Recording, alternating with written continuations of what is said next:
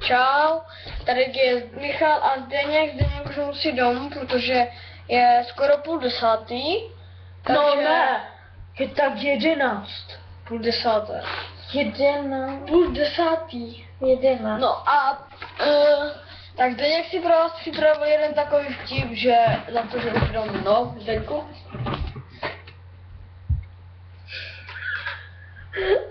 Víš, proč Michal spadla Anička z houpačky?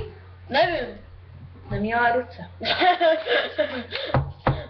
Dotan. No Anička si těžko. Takže... Tohle bylo pro to video všechno a tady se s Michalem loučím. Čau. Čau, wow. Naschle. Jsem Miloš Zeman a vypadám jak debil. Vypadám jako, no... Tak se uprav, dneska máš schůzi, Miloši. Takže dneska, no... No a já se tady s Michalem. Ještě ne, jaký Michal, za prvé. Miláš? Jo, Zeman? ale hoď ticho. Šván tebe.